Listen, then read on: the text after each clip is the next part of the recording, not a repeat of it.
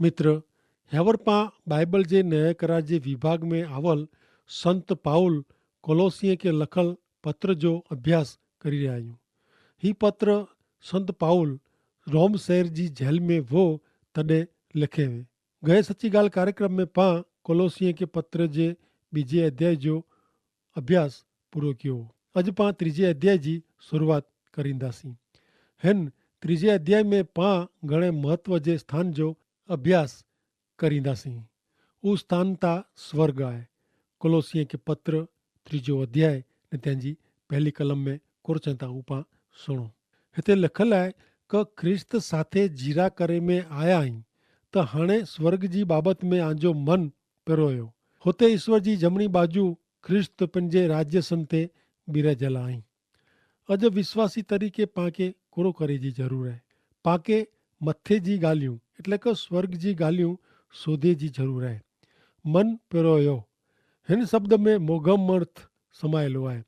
स्वर्ग जी बाबति जो ने स्वर्ग जी बाबति में आंजो मन पियो हुयो अथवा स्वर्ग जी बाबति में आंजो मन चोटाड़ियो। एतिरे स्वर्ग जी बाबति लाइ इच्छा रखो। स्वर्ग जी बाबति जी बुख रखो, चित रखो। आत्मिक बाबति में मन पियो हुयो इन में हिकिड़ी जात जी इच्छा समायली आहे। स्वर्ग मिजाजी बाबतूं उता यीशु ख्रिस्त संबंधी बाबति आहे। स्वर्ग मिजाजी बाबति मेज मन पिरोसे चित्त रखे सेज यीशु ख्रिस्त में मिले तो उन नवे जीवन जो अनुभव पां करी सघूं था। जीअं यीशु ख्रिस्त के बाइबल ज़ाहिर करे तो तंहिंला मित्र रोज़े रोज़ आंजो बाइबल वांचे जी टेव पाड़ियो। आ वटे बाइबल अथवा प्रेम संदेश नवे त असांखे कागर लिखी मंगाए ॾिनो। हिन सची ॻाल्हि कार्यक्रम जे अंत में आके असांजो सन्नामो पण ॾिने में अचींदो उहो ई लिखी कनि मित्र। बाइबल कोई मरल व्यक्ति जो का माण्हू जो लखाण न आहे। बाइबल त जीरे यीशु ख्रिस्त के प्रगट करे थो।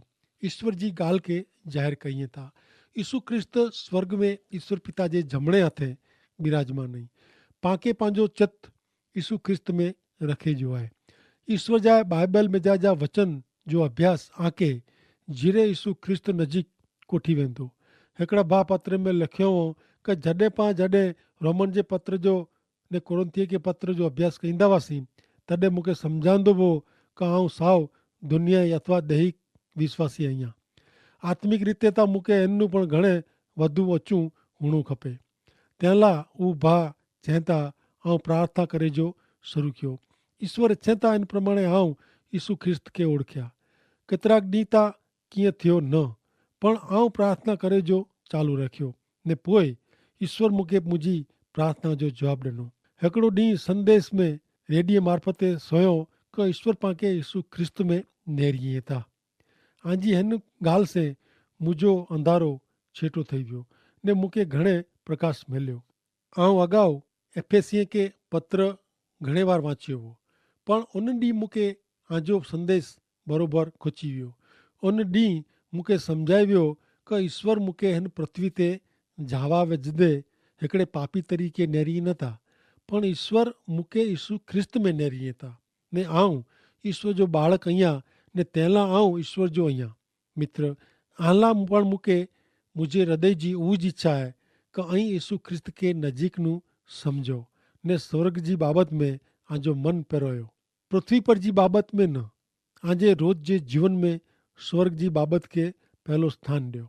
ॿई कलम में संत पाउल उन जी ॻाल्हि ते बार रखंदे कोलोसी त्रीजो अध्याय ने ॿई कलम में चवनि था कि आंजा मन हिते पृथ्वी पर जी बाबति में न पण हुते मथली बाबति में लॻाड़ियो। पंहिंजा मन मथली बाबति में रखणा इन जो अर्थ अहिड़ो थिए कि पंहिंजो ध्यानु अनंत काल टेकंदल बाबति में रखियो खपे, पल भर जी बाबति में न। फिलिपिय के पत्र चौथो अध्याय में 8वीं कलम में जणाए में आयो आहे कि अंत में मुंहिंजा भाउ वस्तु जेको ख़ासी ने स्तुति भक्ति लाइक़ आहे जहिड़ी कि सत्य सचो न्याय शुद्धता प्रेम सम्मान पात्र मिड़े बाबति जो वीचार करियो। ही मिड़े मथली बाबति आहे। एतिरे स्वर्ग जी बाबति यीशु ख्रिस्त जी बाबति मानव जीवन अनेक मुश्किली से भरपूर आहे। घणे वास्तविक सवाल ने समस्या आहिनि पण यीशु ख्रिस्त नज़ीक विढ़णु उहा पंहिंजी वधू महत्व जी ज़रूरियात आहे। ॿई पंहिंजी कोई पण ज़रूरियात करता यीशु ख्रिस्त नज़दीक वञण जी ज़रूरियात ज़रूरी ने पहले स्थाने आहे। अञा मन हुते मथे जी बाबति तरफ़ लॻाड़ियो।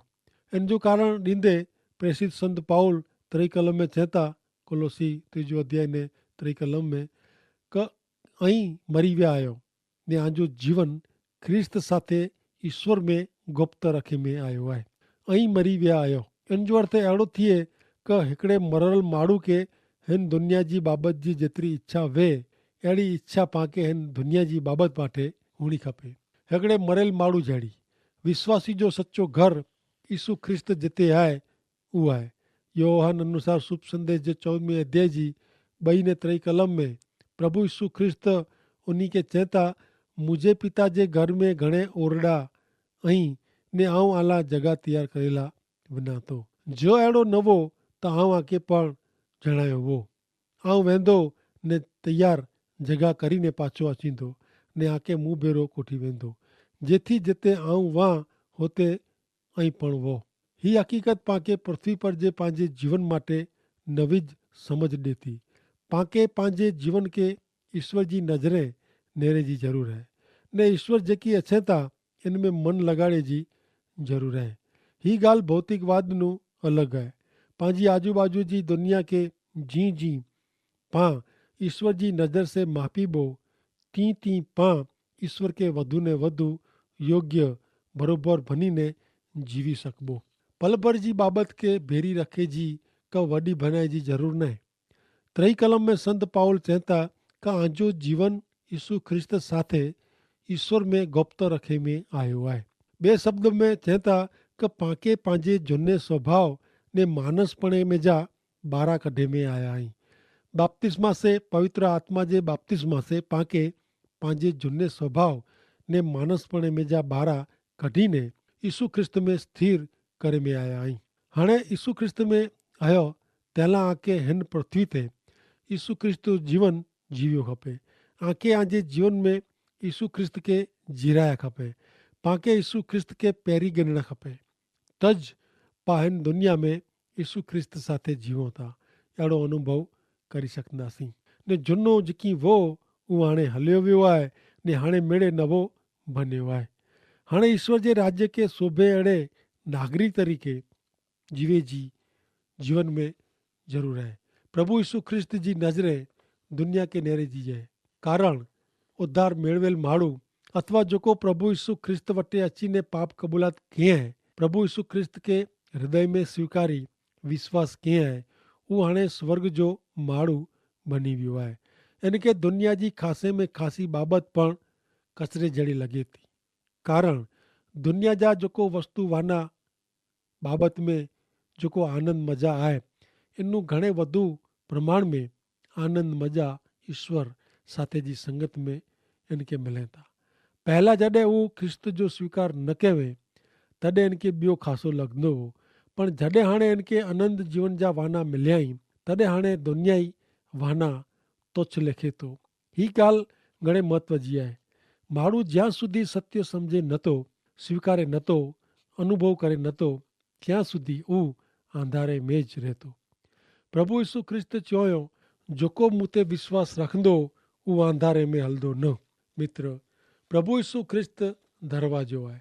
उन में जा थईने ज एतिरे उन वटे अचीने स्वीकारी ने ज माण्हू स्वर्ग जे राज्य जो भागीदार बनी सके थो। तंहिं लाइ त चवनि था कि मुंहिंजे आसरे वग़ैरह कोई पण व्यक्ति ईश्वर खे ओळखी सघे नथी, का ईश्वर खे मेळवी सघे नथी। स्वर्ग जो सचो मार्ग प्रभु यीशु ख्रिस्त आई।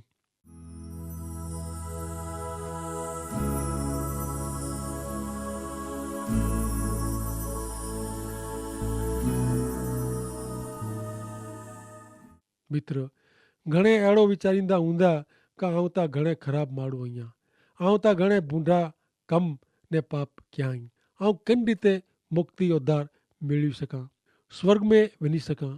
पण मानवी स्वर्ग जो नागरिक बनी सके, उद्धार मुक्ति मेळवी सके, तंहिं लाइ नवे करार में रोमन के लखल पत्र 3 अध्याय ने 21वीं कलम में जणाए में आयो आहे कि हाणे त माण्हू ईश्वर साथे सीधे संबंध में अचे तंहिं मार्ग खुलो थियो आहे। इन जो आधार कोई क्रियाकांड का नियम मथे न आहे, पण यीशु ख्रिस्त ते विश्वास करींदड़ हरेक व्यक्ति स्वर्ग जे लायक ठहरे थी।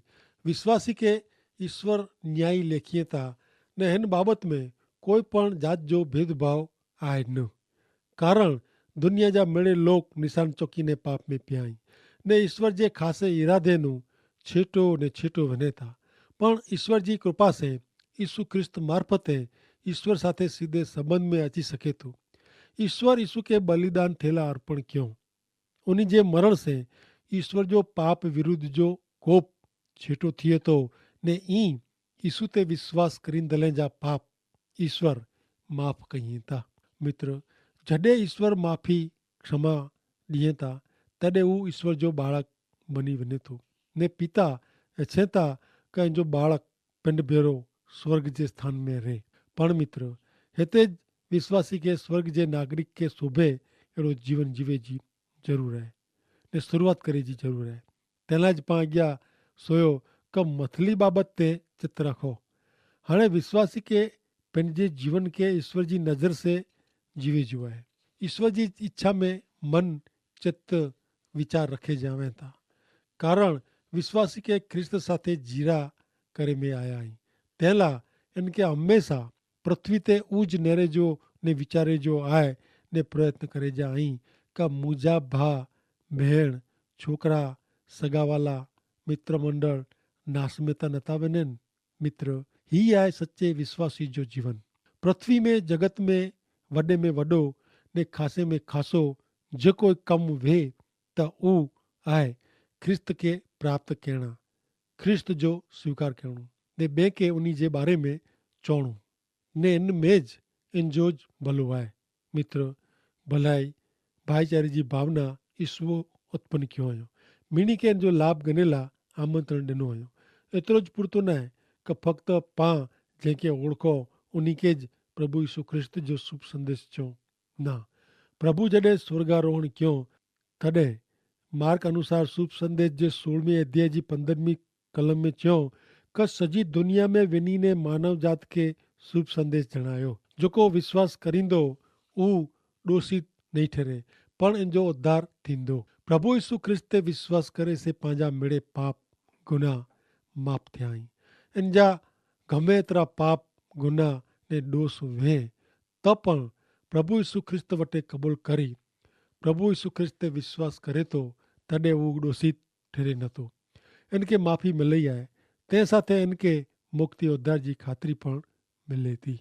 मित्र, दुनिया में जॾहिं कोई माण्हू ख़राब वे ने जो उहो प्रभु यीशु ख्रिस्त साथे जे संबंध जे कारणे खासो बने थो तॾहिं घणे खे नवाई लॻे थी, घणे मजाक मस्करी पण कईए था, पण हरे हरे मीणी खे इन जे जीवन जे बदिलाइण जी मन हृदय जे परिवर्तन जी ख़बर पए थी।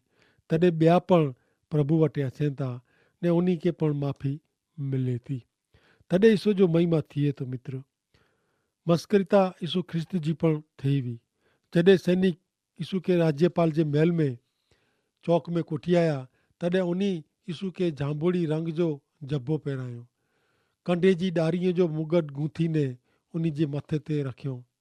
पोइ उन यीशु खे सलामी ॾिनो ने मस्करी में चयो का यहूदीअ जा राजा अमर रहो। उन यीशु के मथे में लकड़ी मारियो, उन ते थोकिया, घूटण सुधी नमी ने नमन कयो, मस्करी कयो। पोइ झांबुड़ी रंग जो जब्बो उतारियो ने उन जा कपिड़ा पहिरायो। पोइ उन खे क्रूस ते चढ़ायला ॿारहं कोठी विया। मित्र, कीअं खासो थिए थो बदिलाण थिए थो तॾहिं माण्हू खे नवाई लॻे थी कि ही माण्हू तो अहिड़ो त वो न अहिड़ो कीअं थी वियो। तॾहिं घणे मस्करी पण कईं था, पण जॾहिं सचाई नज़रे पए थी तॾहिं उन खे पण नवाई लॻे थी। शास्त्र में लिखियलु आहे, ईश्वर चए था नेरियो आऊं नवो बनायां थो। नवी उत्पत्ति, नवो सर्जन प्रभु यीशु ख्रिस्त वटि जॾहिं माण्हू अचे थो तॾहिं सॼो नवो ज उहो बनी वञे थो। एतिरे सुधी कि हाणे ॼाणे पृथ्वी ते न पण उहो हाणे ॼाणे स्वर्ग जे राज्य में आहे अहिड़ो बने जो वे थो। तंहिं लाइ कोलोसिए के पत्र जे 3 अध्याय जी 1 कलम में जणाइए था क आके ख्रिस्त साथे जीरा करे में आया आहीं। त हाणे स्वर्ग जी बाबत में आंजो मन रखो। आंजा मन हिते पृथ्वी पर जी बाबत मथे न पण स्वर्ग जी बाबत मथली बाबत में रखो। ने हाणे विश्वासी में दुनिया जी खोटी इच्छाऊं, अशुद्धता, विकार, बूंदी इच्छा, लोभ, प्रतिमा पूजा अहिड़ा कम इन जे जीवन में नहीं।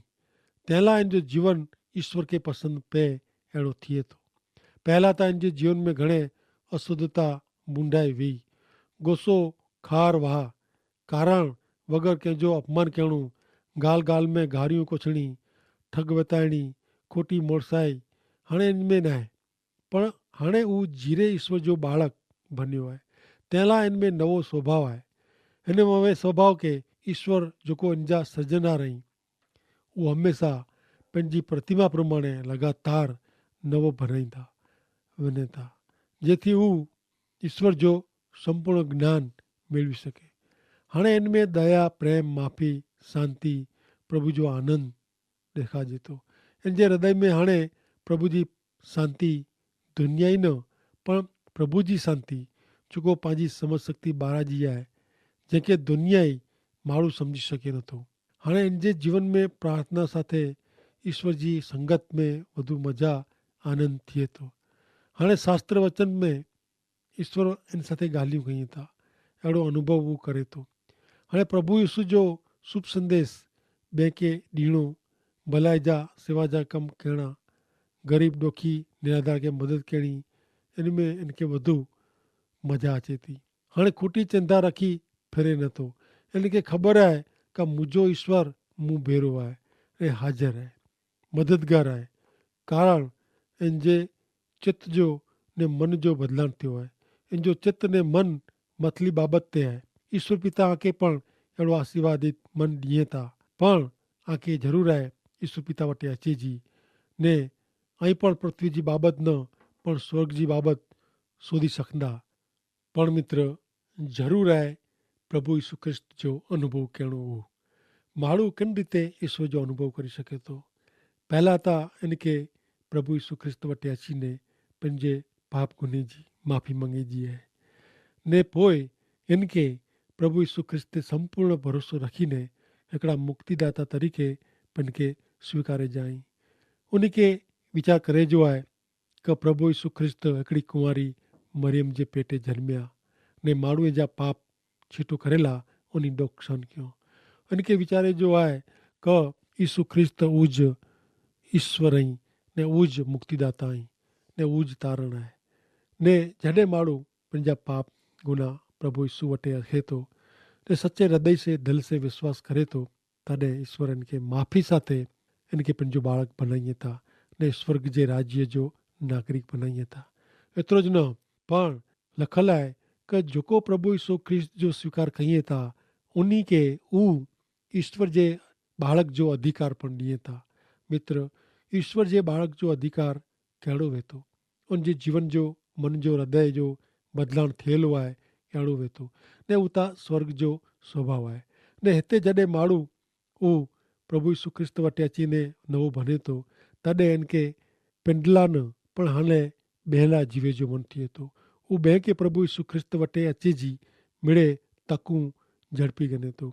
जेको पड़ोस में वे, जेको मित्र मंडल में वे, जेको अहिड़ा वे कि जेके सत्य जी शोध आहे उन्ही खे उहो प्रभु यीशु ख्रिस्त विषे ॻाल्हि जणाए थो। मित्र लखल आहे कि जेको प्रभु यीशु ख्रिस्त ते विश्वास रखंदो उन जे हृदय में जा जीवन जल जी नदियूं वहंदी, आत्मिक जल जी नदियूं वहंदी। त मित्र ही कोरो अजाइब जहिड़ी ॻाल्हि न आहे। प्रभु यीशु पिंड ख्रिस्त चवनि था कि आऊं पाणी जेको ॾियां थो उहो जेको पींदो इन जे हृदय में जा जल जीवन जल जी नदियूं वहंदी ने इनखे शांति आनंद ने प्रेम जो अनुभव थींदो। त मित्र मुंहिंजी खे विनंती आहे कि ऐं ईश्वर जा वचन सुणो था तॾहिं ऐं फक्त पिंडला न पर हाणे प्रभु यीशु जो कमु ॿिए खे पण जणायो। प्रभु यीशु में जेको शांति आहे, माफ़ी आहे, इन जी ख़ातिरी ऐं ॿिए खे पण ॾियो ने ॿिया पण प्रभु यीशु ख्रिस्त वटि अचे ने पंहिंजो जीवन सुधारी सके अहिड़ी कृपा करी जा અને તે માટે ઈશ્વર પિતા પામીણી કે આશીષ ॾियो। आमीन।